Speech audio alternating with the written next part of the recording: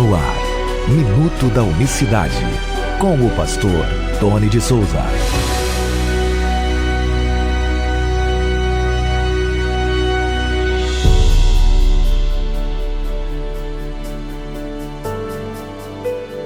Olá, queridos, graça e paz da parte do nosso grande Deus e Salvador Jesus Cristo. Muito bom dia. Ótima terça-feira para você, dia 13 de outubro de 2020.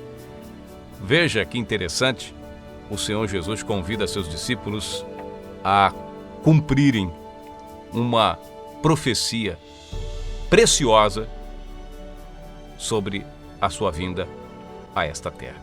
Diz aqui no Evangelho que escreveu Marcos, que diz assim: e logo que se aproximaram de Jerusalém, de Betfagé e de Betânia, junto do Monte das Oliveiras, enviou 12 de seus discípulos e disse-lhes: ide à aldeia que está defronte de vós, e logo que ali entrardes, encontrareis preso um jumentinho, sobre o qual ainda não montou algum homem. Saltai-o e trazei-mo. E se alguém vos disser: por que fazer isto? Dize-lhe que o Senhor precisa dele, e logo o deixará trazer para aqui. E foram e encontraram um jumentinho preso fora da porta, entre os dois caminhos, e o soltaram. E alguns dos que estavam ali lhes disseram: que fazeis, soltando o jumentinho? Eles, porém, lhes disseram como Jesus tinha mandado, e deixaram-nos ir. E levaram o jumentinho a Jesus, e lançaram sobre ele as suas vestes, e assentou-se sobre ele. E muitos estendiam as suas vestes pelo caminho, e outros cortavam ramos de árvores e os espalhavam pelo caminho. Louvado, engrandecido seja o nome do Senhor Jesus. Para quem conhece o Evangelho, ou melhor, as Escrituras, principalmente do Antigo Testamento, vai entender de cara nesse texto que aqui já uma profecia sendo cumprida.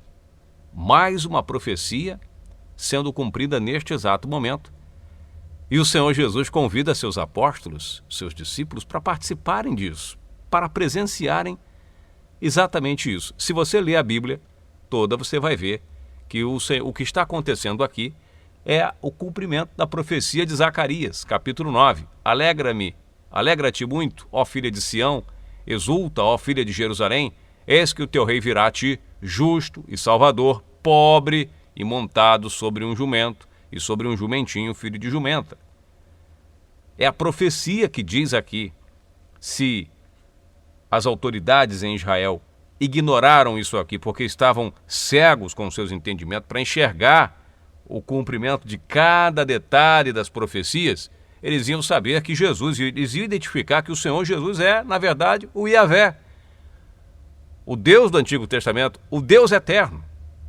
É por isso que ele vai dizer: se vocês conhecessem o Pai, vocês me conheceriam. Quer dizer, vocês não podem conhecer o Pai e me ignorar. Entende? Porque é ele mesmo. As profecias davam conta disso. O rei de Israel, o filho de Davi, o autêntico filho de Davi, estava ali montado, mostrando, vem cá, eu vou cumprir uma profecia hoje, e vocês vão fazer parte disso, vocês vão ver isso.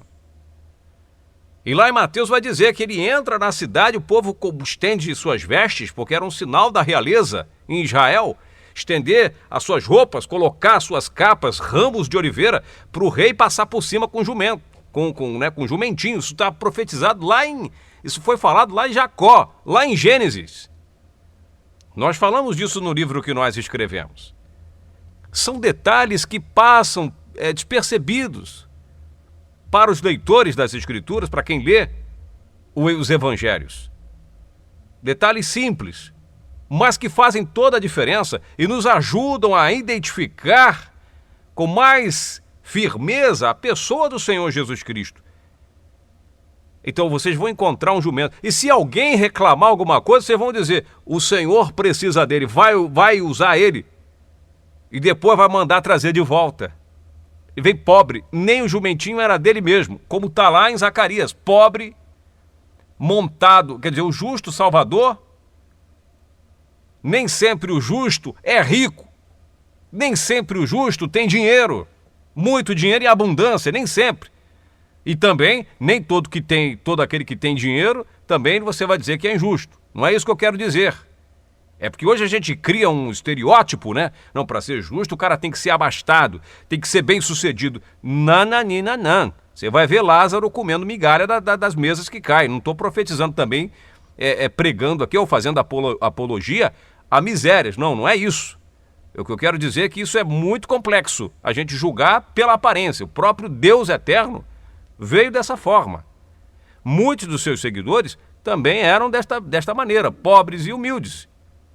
Mas teve muitos dos seus seguidores também com boas condições econômicas e se envolveram na obra de tal maneira maravilhosa, tá bom? A gente precisa ter um espírito muito nobre, muito elevado para poder entender muito bem como funciona essa questão econômica, para não se desesperar quando a coisa não for boa e para também não se ensoberbecer quando as coisas estiverem bem para o seu lado, para o nosso lado, tá certo? São situações, como diz o apóstolo Paulo, em tudo eu sei passar, seja a abundância e também as dificuldades. Seja na abundância, aprendi a viver meus momentos, meus altos e baixos com Deus, beleza? Não olhar para a vida do outro e falar, não, poxa, o cara tem. O cara te serve, né? O irmão te serve, ó Deus, e tu abastece ele. Eu te sirvo, não se mede a sua vida econômica pela a sua vida espiritual, a sua comunhão com Deus, pelo aquilo que você tem ou deixa de ter. Deus não tem nada a ver com isso, né? Muitas vezes nós passamos por perrengue por causa de nós mesmos, das nossas ações. E também somos abençoados, somos prósperos, nós prosperamos também devido às nossas ações também. Nós fazemos temos tato para essas questões, sabemos administrar muito bem, temos, né? Enfim, isso não é o tema de hoje aqui, mas é só para você entender como veio o nosso Senhor. Pegou um jumentinho emprestado e cumpriu uma profecia diante dos seus discípulos. Glória a Deus. Uma ótima terça-feira para você.